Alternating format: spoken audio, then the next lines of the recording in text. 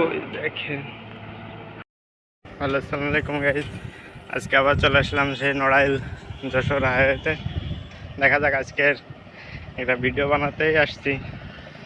দেখা যাক টপিকটা কেমন।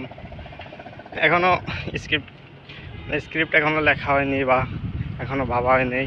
আজকে হুট করেই চলে আসছি কোনো টপিক ছাড়াই। দেখা যাক আজকে কী করা যায়। কারণ ক্যামেরার সামনেরটা থাকবে নাকি পিছনেরটা করে। সামনেরটা অবশ্য সমস্যা আছে একটু, মানে ধুলোবালি ঢুকছিল আর কি, এই জন্যই সাদা হয়ে রয়েছে। এখন পিছনেরটা দিয়ে ভিডিও করি। আমার সে বাংলা সাইকেল।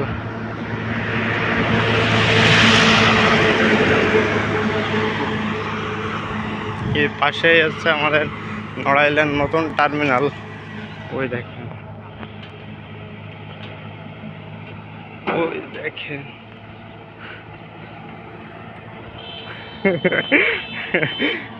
কড়া কাহিনী এই জায়গা, নতুন নতুন এক একদিন কাহিনী হয়। আর এই যে আমাদের হচ্ছে নড়াইল নতুন টার্মিনাল।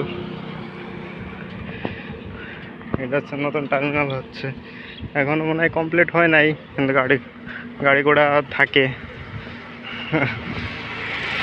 আজকে ভাবতেছিলাম যে কেন কিছু একটা হবে, মানে ওই গাড়ি থামাই নেই আর কি। ওরা বিরাট জিনিস, ট্রাক দেখলেই মানে খেপে যায় কেন। এই কাকার রেনকোটটা দেখতে কেমন জানো একটু, আপনারা ভালোভাবে দেখছেন কিনা জানি না।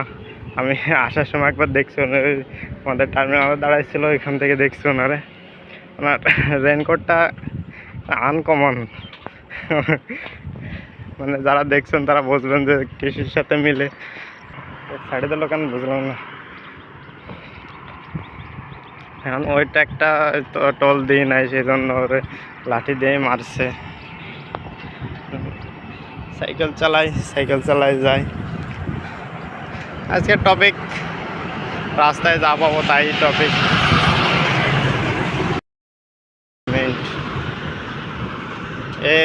এই গাড়ির টোল নাই, তা জানি না কেন।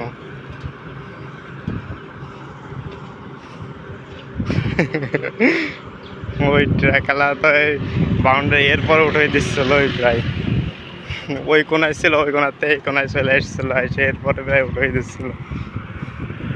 পরে অবশ্য হেভি ড্রাইভার কন্ট্রোল করে ফেলাইছে, যার কারণে অ্যাক্সিডেন্ট বা কোনো প্রকার দুর্ঘটনা ঘটে নাই। এটা উচিত না, টোল দেওয়া উচিত, টোল দিয়ে যাওয়া উচিত, কারণ সরকার তো টাকা দিয়েই করতেছে।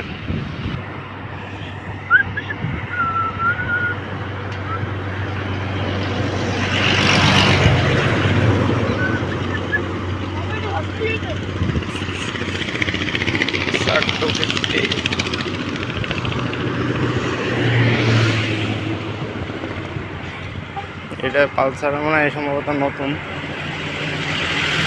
মডেল। এইটা হচ্ছে আমাদের কি ব্রিজ যেন বলে, এই ব্রিজটার নাম যেন ভুলে গেছি আর কি। সামনের একটা ব্রিজ আছে, ওইটার নাম জানি, সীতারামপুর ব্রিজ। এই ব্রিজটার নাম কি ভুলে গেছি আর কি।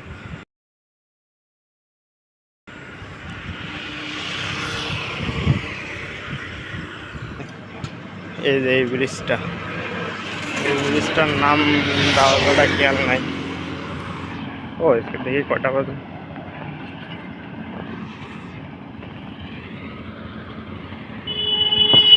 4:32। আজকে হয়তো বা ট্রেন দেখা যাবে না, আজকে ট্রেন আসবে না।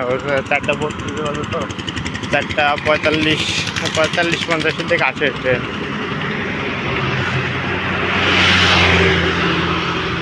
এখানে নতুন ওয়েলকাম বা স্বাগতম আর কিছু একটা লিখবে মনে হয়। এই জায়গা থেকে একটু ঢালু আছে, এই জায়গায় প্যাডেল অবশ্য দেওয়া লাগে না, রানিং চলতেই থাকে।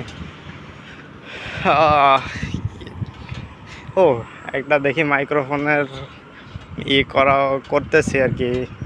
মাইক্রোফোন কেনা যায় নাকি, কিনতে হবে একটা মাইক্রোফোন, নাইলে এইভাবে ভয়েস ক্লিয়ার আসে না। আর বাইরের অনেক সাউন্ড আসে।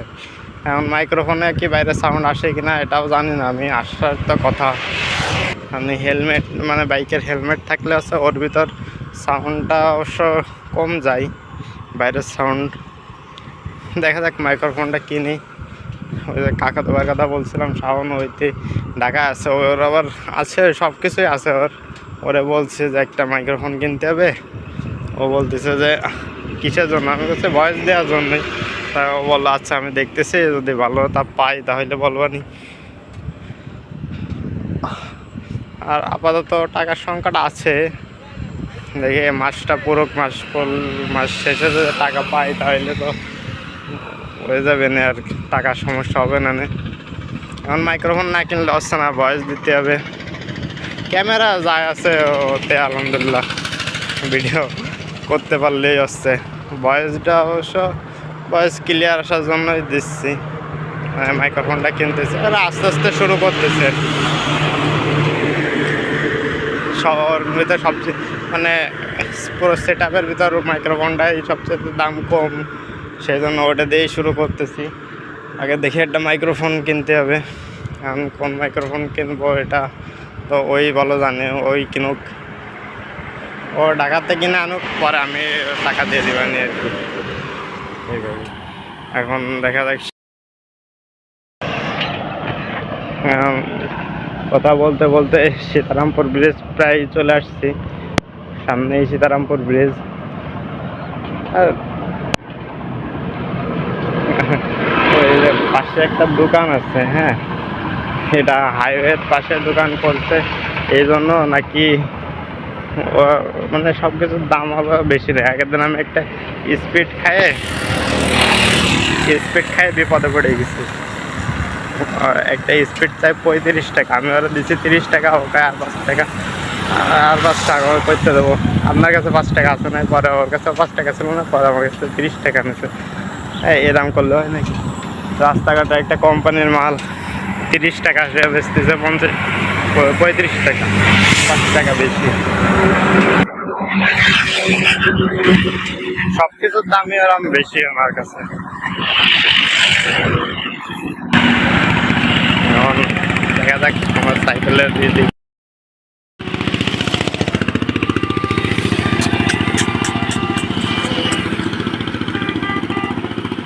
এই গাড়ি ঘোড়ার সাউন্ডটা যে লাগে না, অনেক ভালো লাগে এই গাড়ি ঘোড়ার সাউন্ড শুনলে।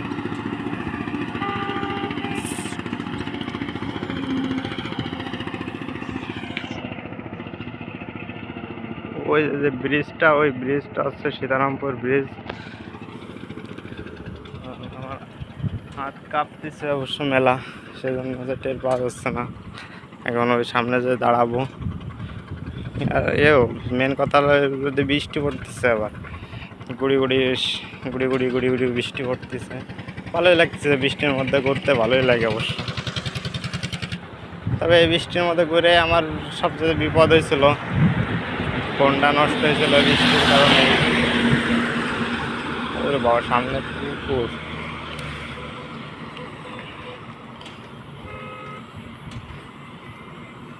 পুকুরে যদি আমার কিছু বলে, কিছু বলার নেই। আমি তার কুকুর না যে আমি উল্টে কামড়াবো।